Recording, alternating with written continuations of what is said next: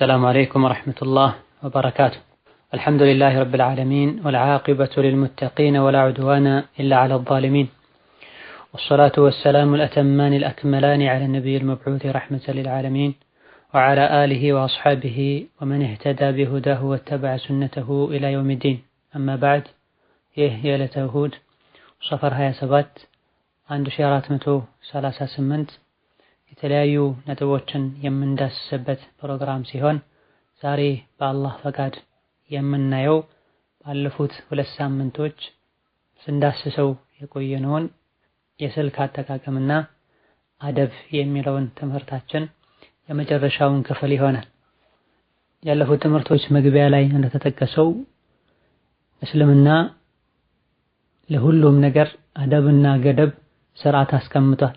ይህ አደብና ስርዓት ካልተጠበቀ ሐላል የሆኑ ነገሮችም አላህ ዘንድ ሊያስጠይቁን ይችላሉ። መመገብና መልበስ ሐላልና የተፈቀደ ከመሆኑም ጋር ያለ አግባብ የበላን እንደሆነ አላህ ዘንድ እንደምንጠየቀው፣ ያለ አግባብ የለበሰን እንደሆነ አላህ ዘንድ እንደምንጠየቀው ሁሉ የቴክኖሎጂ ውጤት የሆኑ ዘመናዊ መገልገያዎችንም ያለ አግባብ የተጠቀምናቸው እንደሆነ አላህ ዘንድ ተባረከ ወተዓላ እንጠየቃለን። ብዙ ሰዎች አዳዲስ የተፈጠሩ ነገሮችን ጥሩ ጎናቸውን ብቻ ነው እየተመለከቱ ያለው። እነዚህ ዘመናዊ የሆኑ ነገሮችን እየተጠቀመን የመጣ ያለውን መዘዝ ችላ ያሉት ይገኛል። ጥቂቶች እንጂ በእነዚህ መሳሪያዎች የመጣ ያለውን መዘዝ በሚገባ አውቀው በቂውን ጥንቃቄ አያደርጉም። በሶሻል ሚዲያና በስልክ አማካኝነት መማራችን የዕለት ተዕለት ኑሯችን ላይ ብዙ ነገር መጠቀማችንን ብቻ ልናይ አይገባም። ከዚህ የማይተናነሱ በል እጅጉን የሚበልጡ ብዙ መዘዞች አሉት። ከዚህ መዘዙ እንዴት ነው ምንድነው? አላህ ለሚወደው ነገር እንዴት ነው የምጠቀመው? አላህ በሚወደው መልኩ እንዴት ነው የምጠቀመው ልንልና ልንመካከር፣ መጥፎ የሚባሉ ነገሮችን ሁሉ ልንርቅና ልንጠነቀቅ ይገባናል። ዛሬ በመጨረሻው ክፍል የምናየው የተለያዩ አደቦችና ስርዓቶችን ሲሆን በተለይ የዛሬው ትምህርታችን የሚያተኩረው ስልክን ስንጠቀም ልንጠነቀቃቸው የሚገቡ አንዳንድ ነገሮች ላይ ይሆናል። ነው በየትኛውም መልኩ የአላህ ባሮችን አዳ ማድረግና ማስቸገር ሐራምና የተከለከለ ነው። ሙስሊም ብሎ ማለት ከሱ ጣጣ ከእጁና ከምላሱ ጣጣ ሙስሊሞች የዳኑ ሰው ነው ብለዋል። ሶላት የሰገዱ፣ ሰደቃ እየሰጡ፣ መልካም ስራ እየሰሩ ነገር ግን በመላሳቸውና በእጃቸው የአላህ ባሮችን አዛ የሚያደርጉ ብዙ ሰዎች አሉ። እስልምናቸው ያልተሟላና ያልተስተካከለ ሰዎች ማለት ነው። ድሮ ሰዎችን አዛ ያደርጉ የነበረው የሰው ልጆች ወይም በአካል ሄደው እነሱን በማግኘት አሊያ ደግሞ በድምጽ ጠርቶ በማሰማት ነበር።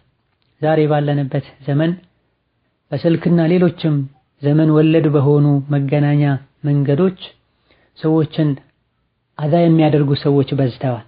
ሙስሊምን አዛ ማድረግ፣ የሙስሊምን ክብር መንካት፣ እንደዚሁ ደግሞ አማናውን መብላትና ገመናውን መሸፈን መተው ትልቅ የሆነ ወንጀልና ሐራም።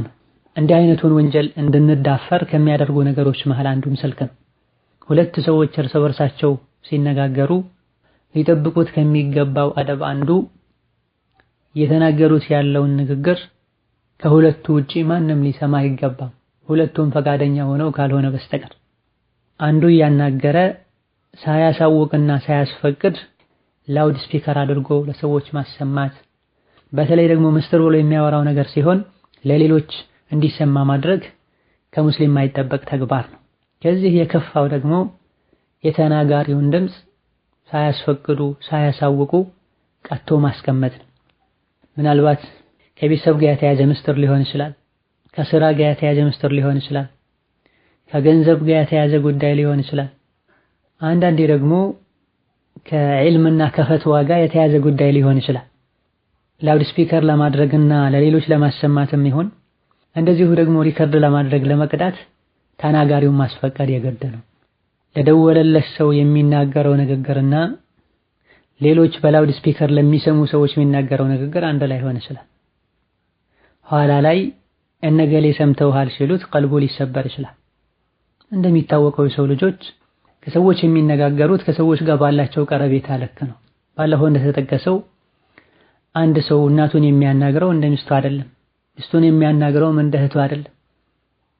በእድሜ የሚበልጠውን ትልቅ የሚለውን ሰው የሚያናግረው እንደ አቻው አይደለም። አንድ ግለሰብ ጋር ደውሎ የተለያዩ ሰዎች ባሉበት የሱን ድምፅ ለሌሎች ሰምቶ ለሌሎች ከፍቶ ማሰማት የሱ ቀልብ እንዲሰበር ሊያደርግ ይችላል፣ እንዲያዝን ሊያደርግ ይችላል፣ እንዲያፍር ሊያደርግ ይችላል። ከዚህ የከፋው ደግሞ ድምፁን ቀጥቶ ማስቀመጥ ነው። ሁለት ሰዎች ቁጭ ብለው ሲያወሩ ቁጭ ብለው ማውራታቸው አማና ነው። አማና መጠበቅ አለበት። በስልክ ተደዋውለው ሲያወሩም እንደዚሁ ደግሞ አማናው መጠበቅ መቻል አለበት። በተለይ ምስጢር ነክ የሆኑ ጉዳዮች ሲሆን የአላህ መልእክተኛ የሚከተለው ምዕራፍ إذا حدث الرجل الرجل فالتفت فهي أمانة አንድ ሰው ከሌላ ሰው ጋር ያወራ ወደ ግራ ወደ ቀኝ ወደ ፊት ወደ ኋላ ዞር ብሎ ካየ ያወራ ያለው ንግግር አማና ነው፣ ልጠብቅለት ይገባል። የግድ ምንግርህ ምስጢር ነው ማለት ብቻ አይጠበቅበትም። ድምፁን ዝቅ አድርጎ ወደ ጆሮህ ጠጋ ብሎ ግራ ቀኝ አይቶ ጠንቀቅ ብሎ ካወራ ምስጢር ነው፣ ምስጢሩ መጠበቅ አለበት። ከሌሎች መርጦና አምኖ የቤቱን የህይወቱን ጉዳይ ሲያማክርህ ያንተን ልብ አምኖ ነውና አማና ያስቀመጠበት አማናና ምስጢሩን ልትጠብቅ ይገባል። ከሸሪዓ ጋር የሚጋጭ ነገር እስከሌለበት ድረስ የሆነን ሰው ለመግደል እንደሚያስብ ከነገረህ ያለ አግባብ ሰውን መግደል የለበትምና ለሚመለከተው አካል መናገር ይቻላል። ሙስሊምን በሆነ መልኩ አዛ ሊያደርግ እንዳቀደ ካወቅ ለሚመለከተው አካል ቀስ አድርገህ ልትነግር ትችላለህ። በተረፈ እንዲህ አይነት መሕቡር እስከሌለው ድረስ የግሉን ምስጢር የነገረህ እንደሆነ ምስጢሩን ልትደብቅ ይገባል። ምስጢሩን መጠበቅን ትቶ እገሌ እኮ እንዲህ ሊያረግ ነው፣ እንዲህ ብሎኛል፣ እንዲህ አቅዷል ብሎ ለሌሎች መናገር ከሙናፊቅነት መገለጫ መሃል አንዱ የሆነው አማና የመብላት ባህሪ ውስጥ ይከተናል። በሂደትም ደግሞ መተማመን እንዲጠፋ ሰበብ ይሆናል። ምስጢር ነው ብሎ የነገረህ ሰው ምስጢሩን ለሌሎች ነግረህ ሲያገኝ የነገርከው አንተ መሆኑን ባለማወቁ ሌሎችንም እንዲጠረጥር ያደርጋል። ያልተናገረውን ሰው እንዲጠረጥር ያደርጋል። በመቀጠልም እርስ በርስ ለመባላትና ዝምድና ለመቁረጥ ወሬኛ ለመሆን ሰበብ ይሆናል፣ በር ይከፍታል። የሌሎችን ምስጢር ማባከን ደግሞ የራስን ምስጢር ከማባከን የበለጠ ነውር ነው በሸሪዓ። የሰዎችን ምስጢር ማውጣት ደግሞ የሰዎችን አማና ከመብላት ይቆጠራል። ይህ ደግሞ ሐራም ነው ብላ ዑለሞች ረሂመሁሙላህ ተዓላ ወሐፊظ አሕያአሁም። እዘን በየትኛው መልኩ ከሰዎች ጋር ስልክ ተደዋውለን ስናወራ ላውድ ስፒከር ላድርገው ትፈቅዳለህ ወይ? ሰዎች አሉ። የምናደርግበት ምክንያት ካለን ልናስፈቅድ ይገባል። ንግግሩን መቅዳት የምንፈልግ ከሆነም ደግሞ የትኛውም አይነት ንግግር ይሁን ንግግርህን ለመቅዳት ትፈቅድልኛለህ ወይ ተብሎ ሊጠየቅ ይገባል። በተለይ ከፈትዋ ጋር የተያዙ ጉዳዮች ላይ ሲሆን የበለጠ ጥንቃቄ ያስፈልጋል። አንድ ጠያቂ የግሉን ጉዳይ ጠይቆ ለሱ የሚሰጠው ፈትዋ ለአጠቃላይ ለማህበረሰብ እንደሚሰጠው ፈትዋ ላይሆን ይችላል። ለዚህ ግለሰብ ፈትዋ የተሰጠው እሱ ባብራራው መሰረት ነው። ሌላ ይሄ በምስጢር የተቀዳውን ፈትዋ የሚሰሙ ሰዎች የነሱ ጉዳይ ይሄን ጥያቄ ጠይቆ መልስ ከተሰጠው ግለሰብ ጋር ሙሉ በሙሉ ተመሳሳይ ላይሆን ይችላል። አልዑሙም ፈትዋ ላይ የሚሆን ሌሎች ጉዳዮች ላይ የሚሆን የሰዎችን ንግግር ያለ ፈቃዳቸው መግባት ያለ ፈቃዳቸው መቅዳት ተገቢ አይደለም፣ አደብ ማጣት ነው። ወከዛሊክ የመጅልስን አደብም አለመጠበቅ ነው። መቅዳቱ የተከለከለ ከመሆኑ ጋር ሳያስፈቅዱ ቀጥቶ ለሌሎች ደግሞ ማሰራጨቱ ሌላ ወንጀል ነው። ከቀዱ በኋላ ደግሞ ድምፁን እንደፈለጉ ማድረግና መጨመር መቀነስ ወደፊት ወደ ኋላ ማድረግ የተጨመረበት እንደሆነ ወንጀሉ እጅጉኑ የከፋ ይሆናል፣ እጥፍ ድርብ ይሆናል። በዚህ መልኩ አቀናብሮ ያመጡትም ደሊልና ማስረጃ ሊሆን አይችልም። ተናጋሪው ያልተናገረውን ተናግረሃል ሊያስብለው አይችልም። በዚህ መልኩ እየተደበቁና ሳያስፈቅዱ እየቀዱ ሰዎችን ማጣላት ያላለውን ብለዋል ማለት አማና የሚበላና የኢማን ችግር ያለበት ሰው ስራ። በመሆኑም ይሄን በሽታ ልንጠነቀቅ ይገባናል። ሌላው ከስልክ ጋር ተያይዞ በዘመኑ በጣም ያስቸገረ ያለውና ልንጠነቀቀው የሚገባው ጉዳይ የሁለቱ ጾታዎች መተናኮስ። ምንም ስራ የሌላቸው ነጋ ጠባ ስልክ ያነሱ ከሴት ጋር የሚደዋወሉ ብዙ ወንዶች አሉ። ከዚህ በማይተናነስ መልኩ ደግሞ ወንድን እንተዋወቅ ያሉ የሚጽፉ የሚደውሉ ሴቶች አሉ። ይህ የሙስሊሞችን ነውር መከታተልና መጠበቅ ያለበትን የሙእሚኖችን ክብር አለመጠበቅና ገመናቸውን ካለመሸፈን አልፎ ለራስና ለቤተሰብ ውርደትን መፈለግ ነው። የሰዎችን ቤት ለሸር ያንኳኳ አላህ ተባረከ ወተዓላ የሱ ቤትን በሸር እንዲንኳኳ ያደርጋል። የሰዎችን ክብር አንድ የነካ የሱ ክብር በተደጋጋሚ እንዲነካ አላህ ያደርጋል ተባረከ ወተዓላ። ስንቶች ናቸው በስልክ አማካኝነት ትዳሮችን የበጠበጡ፣ ቤቶችን ያፈረሱ፣ ዝምድናን ያቆራረጡ። ነቢያችን አለይሂ ሰላቱ ወሰላም አደራችሁን ወደ ሴቶች አትግቡ ብለዋል። አጅነቢ ወንድ አጅነቢ ወዳሉበት ሴቶች ክፍል ወደዛ ቤት ሊገባ አይገባም። የገባ እንደሆነም ሸርጡ ተሟልቶ ምክንያቱ ተገኝቶ ሊሆን ይገባል። ወኢላ እንደዚሁ ዝም ብሎ አጅነቢ ሴቶች ወዳሉበት ክፍል ወንድ የገባ እንደሆነ አጅነቢ ወንዶች ወዳሉበት ክፍልም ሴት ልጅ የገባች እንደሆነ ትልቅ ፈተና ይከሰታል። ነቢያችን አለይሂ ሰላቱ ወሰላም ወደ ክፍሎች አትግቡ እንዳሉት ሁሉ በስልክና በኔት አማካኝነትም ወንዶች ሴቶችን የፈለጉ ደውሎ የፊትና በር ማንኳኳት፣ ሴቶችም እንደዚሁ ወደ ወንዶች የደወሉ የፊትና በር ማንኳኳት እዚህ ሐዲስ ውስጥ በቀጥታም ይሁን በተዘዋዋሪ ይገባል። ወደ ሴቶች ክፍል አትግቡ ያሉት ነብዩ ሰለላሁ ዐለይሂ ወሰለም ፊትና ስለሚመጣ፣ ወንድም ሴትን ሆን ብሎ እየፈለገ እየለከፈ እየጀነጀነ አዳም ያደርግ ከሆነ ሴቷም እንደዚሁ ተመሳሳይ ስራ መሰራ ከሆነ ቤት በመግባቱ የሚመጣው ፊትና መምጣቱ ስለማይቀር ሐዲሱ ይሄንም ይመለከታል። ኸልዋን ከልክለዋል። ወንድና ሴት ተገለው ተነጥለው መቀመጣቸውን ነብይ ከልክለዋል። ሴት ልጅ በር ዘግታ ወይም ለብቻዋ ተነጥላ ከአጅነቢ ወንድ ጋር በምትጻጻፍበት ጊዜ ስልኳን ማንም እንዳይነካው የተለያዩ አይነት ኮዶችን ያስቀመጠች በምትዘጋበት ጊዜ ከጀርባው የሆነ ነገር አለ፣ ኸልዋ አለ። በተለይ ወጣት የሆኑ ታዳጊ የሆኑ ልጆቻችንን ወንድምና እህቶቻችንን ልንከታተል ይገባል። ምንድነው የሚያዩት? ለብቻቸው ሲሆኑ ከማን ጋር ነው የሚጻጻፉት?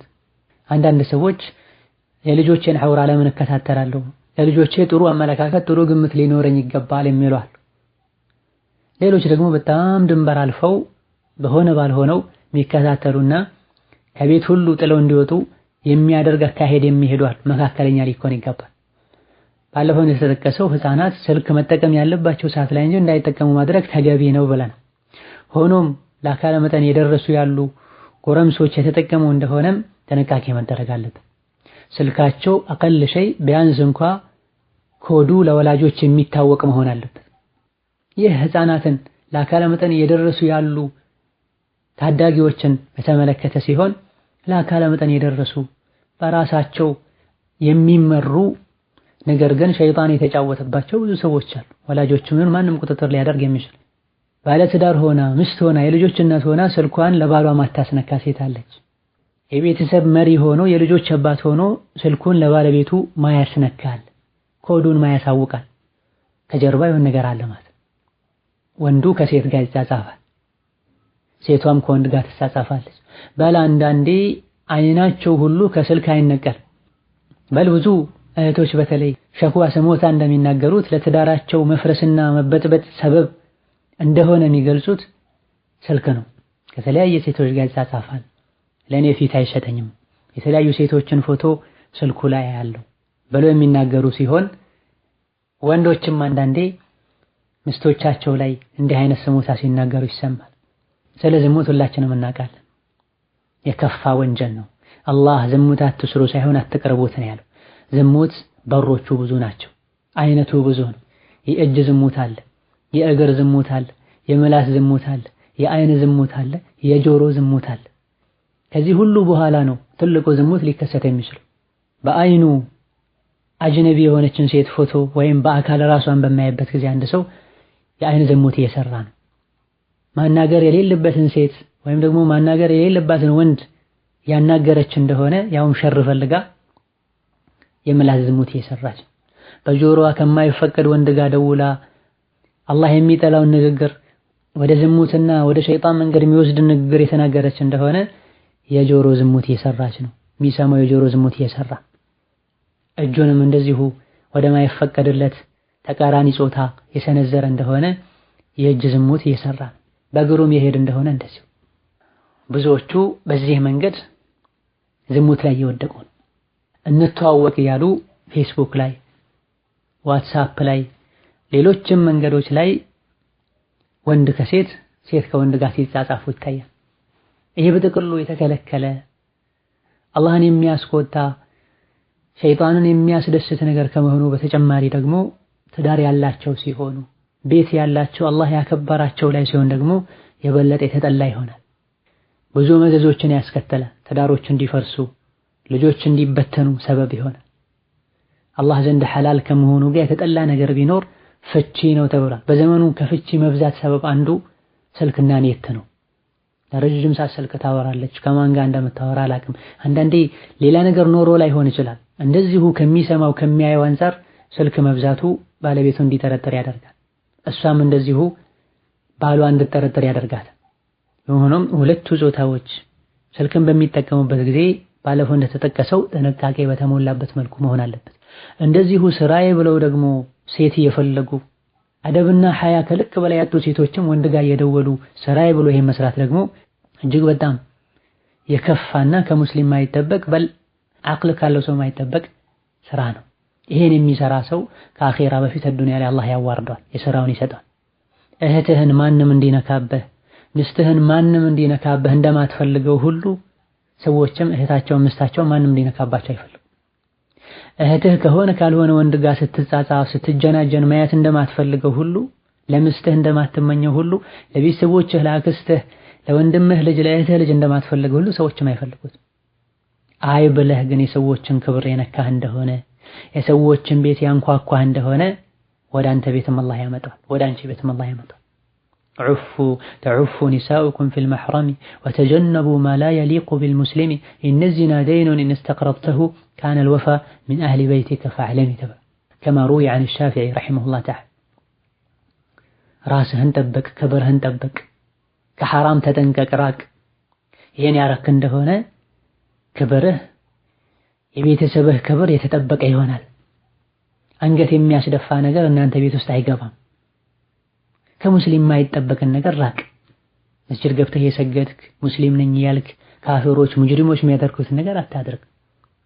ዝሙት ማለት ብድር ነው አሉ ኢማም ሻፊዒ ረሂመሁላህ ተዓላ።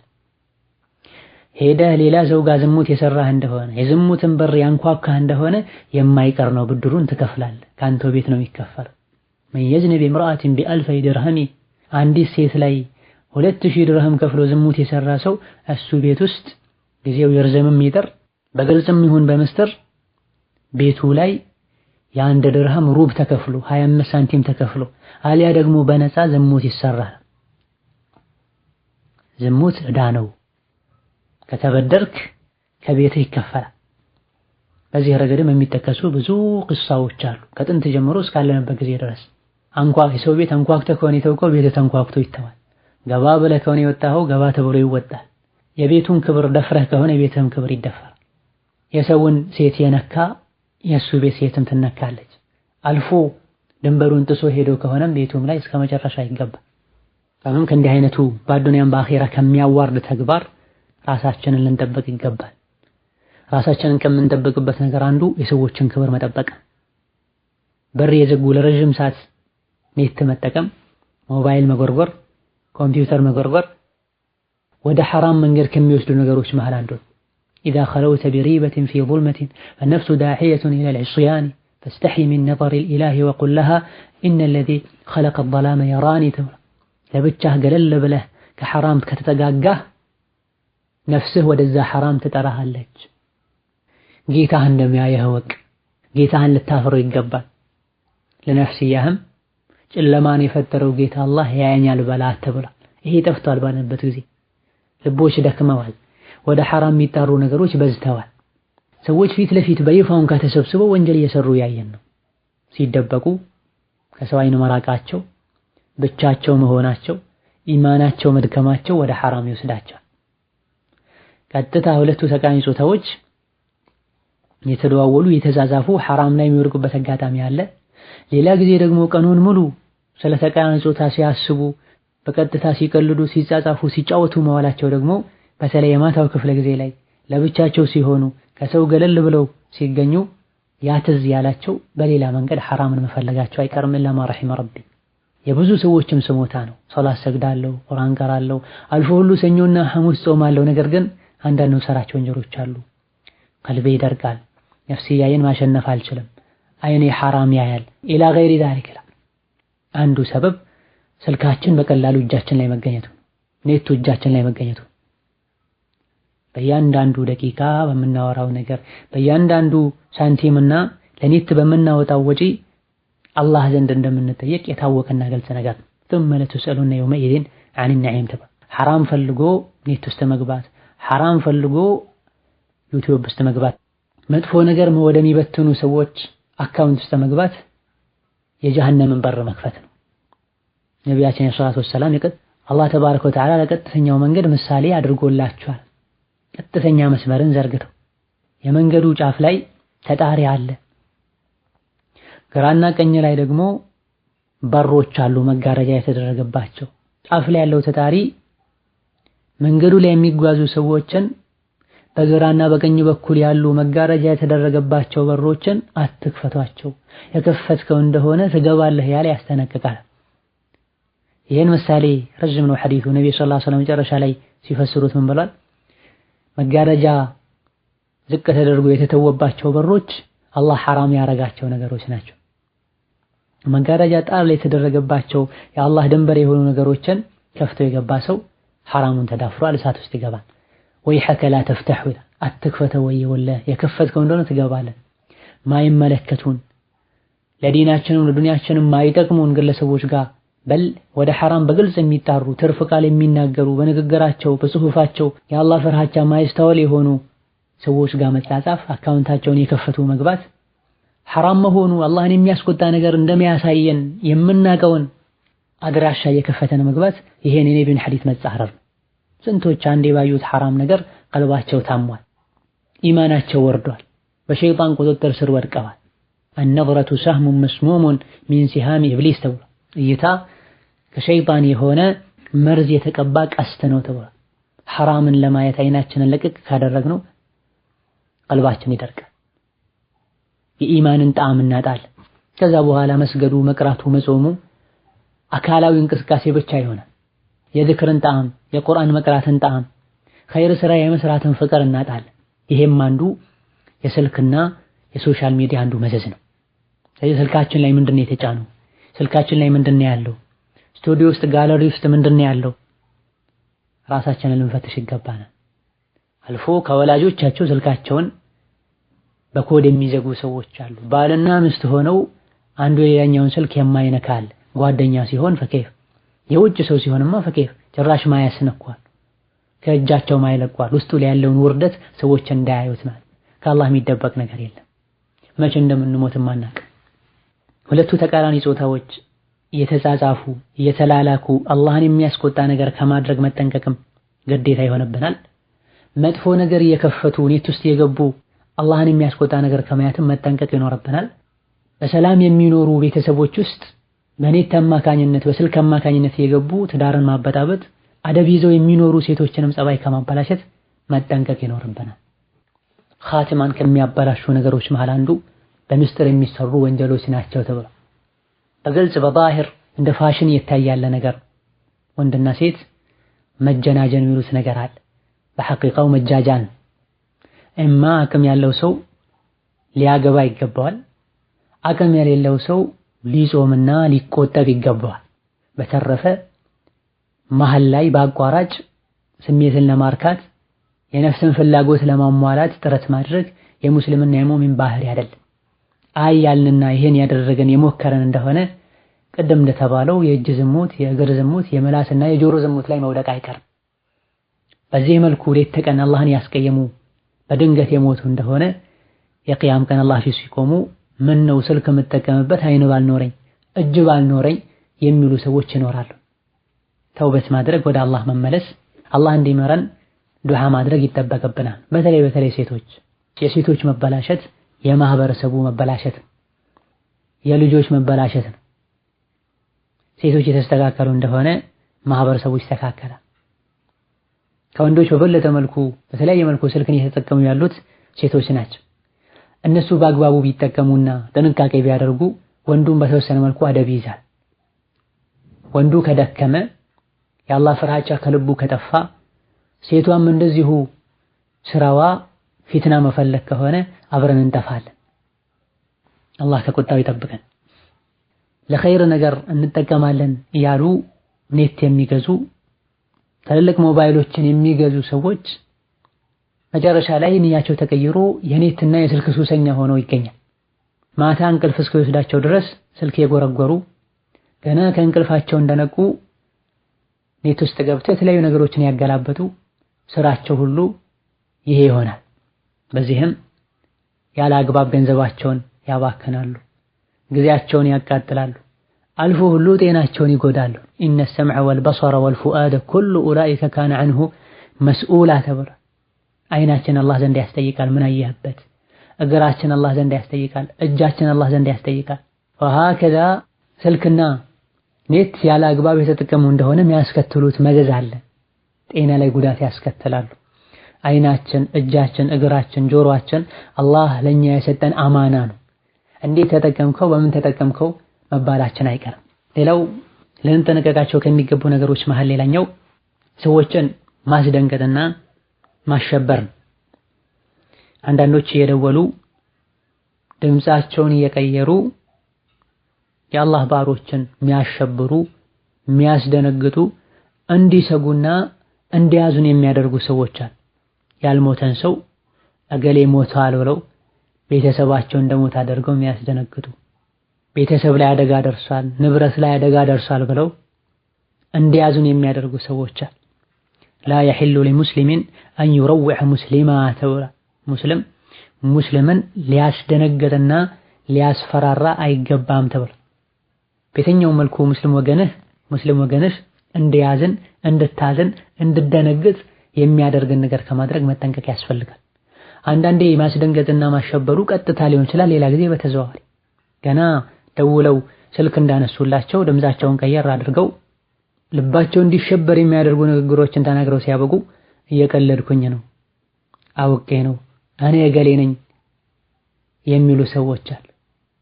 በዚህ የመጣ የተደወለለት ሰው በድንጋጤ ራሱን የሚስትበት ለተለያዩ ህመሞች የሚዳረግበት ሁኔታ ይኖራል።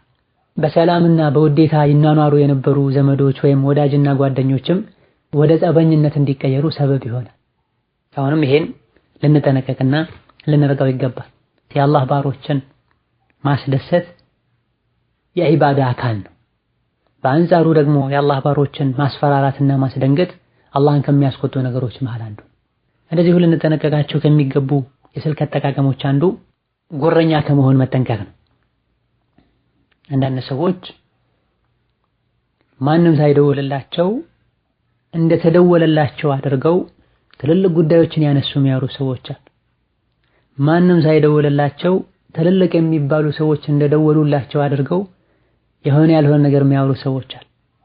ይህ ውስጡ ባዶ የሆነ ሰው መገለጫ፣ ስራ የሌለው የበታችነት ስሜት የሚሰማው የኩራት በሽታ የሚያጠቃው ሰው መገለጫ ነው። አንዳንዴ ባዶን ማንም ሳይደውልለት አንስቶ ሊያወራ ይችላል። አላህ ተባረከ ወተዓላ ደግሞ ብዙ ጊዜ ያዋርዳል እንደ አይነትን ሰው። ጆሮ ላይ ያለ ስልኩ ይጮሃል። ሌላ ጊዜ ደግሞ እንደሱ ስራ የፈታን ሰው እንዲደውልለት ያዛል። የሆነ ሰዓት ላይ እንዲኮራባቸው እንዲጎርርባቸው ከሚፈልጋቸው ሰዎች ጋር አብሮ የሚሆንበት ሰዓት ላይ እንዲደውል ያደርገዋል። ከዛ በኋላ ትልልቅ ሰዎችን ስም እየጠራ እሱ ደወለልኝ ያለ በሱ ስም ያወራል። አላህ ዝቅ ያደረገው ማንም ከፍ ያደርገው። ሌላ ጊዜ ደግሞ ለተንኮልና በሰዎች ለመጫወትም ይሄን የሚጠቀሙ ሰዎች ይኖራል። ወመን ዩሂኒላሁ ፈላ ሙክሪመ ለሁ። ወሀከዛ ከልክ በላይ አስፈላጊ ያልሆነን ወጪ በማውጣት ሰዎች ትልልቅ ሞባይል ስለገዙ ሞባይል መግዛት፣ አጠቃቀሙን የማንችለውን ስልክ መሸከም ከሙስሊም የማይጠበቅ ተግባር ነው። የአደብ ተቃራኒ ነው። ዓቅልና አስተዋይ የሆነ ሰው ስራም አይደለም እገሊት እንዲህ አይነት ሞባይል ስለገዛች እኔም መግዛት አለብኝ፣ እገሌ እንዲህ አይነት ኮምፒውተር ስላለው እኔም መግዛትና መጠቀም አለብኝ ያለን እንደሆነ ያደረገን ያለው የሚበጀንና የሚጠቅመን ነገር ሳይሆን ሰዎች በሄዱበት መንገድ ወዴት እንደሚሄዱ ሳናቅ እነሱን ተከትሎ መሄድ ነው የሚሆን። አቅም ያለው ሰው የገዛውን ነገር በአግባቡ የሚጠቀም ሰው ቢገዛ ምንም ማለት አይደለም።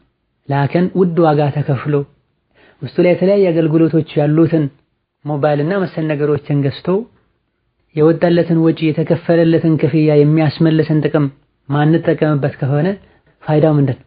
በተለይ በርካታ እህቶችን የሚያጠቃ ችግር ጥሩ ስልክ አልገዛህልኝም ብለው ትዳራቸው የሚበጠብጡ ቤታቸውን የሚያፈርሱ እህቶች አሉ።